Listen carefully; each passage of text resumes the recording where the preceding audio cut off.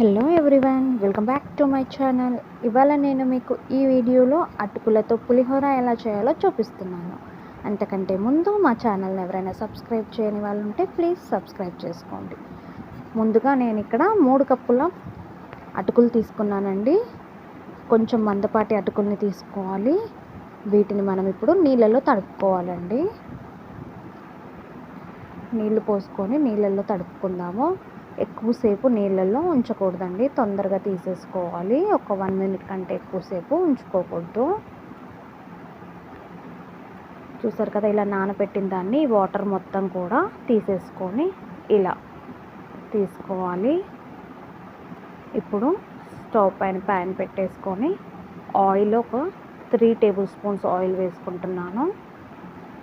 తర్వాత మనము వేరుశనగ పలుకులు అలాగే కాజు కూడా వేసుకుంటున్నాను. ఇవి రెండు కూడా గోల్డెన్ ఎల్లో కలర్ వచ్చేంత వరకు కూడా మనము ఫ్రై చేసుకోవాలి.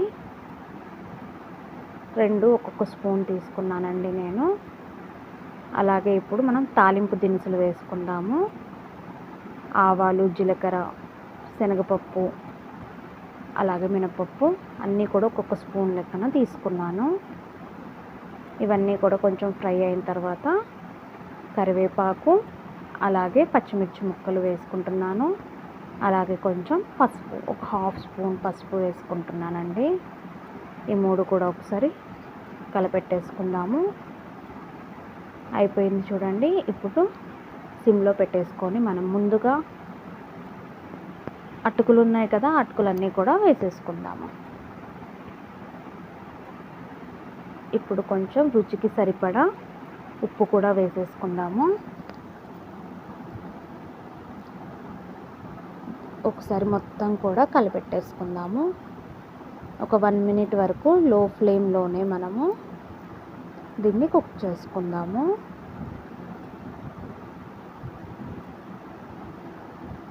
కలిపెట్టుకోవాలండి, మంచిగా కలిపెట్టేసుకోవాలి. మొత్తం అంతా కూడా ఈవెన్గా కలిసేంత వరకు ఒక 1 మినిట్ కుక్ చేసుకొని స్టవ్ ఆఫ్ చేసుకుంటే అయిపోతుందండి. చూసారు కదా, రెడీ అయిపోయింది. ఇప్పుడు ఆఫ్ చేసేసి నిమ్మరసం పిండుకుందాము. స్టవ్ ఆఫ్ చేస్తున్నాను. నిమ్మరసం పిండుకుందాము. నేను ఒక 2 నిమ్మకాయలు తీసుకున్నానండి.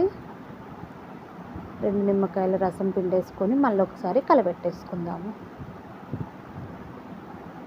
అంతేనండి, అటుకుల పులిహోర రెడీ అయిపోయింది. దీన్ని బౌల్లోకి సర్వ్ చేసుకుందాము.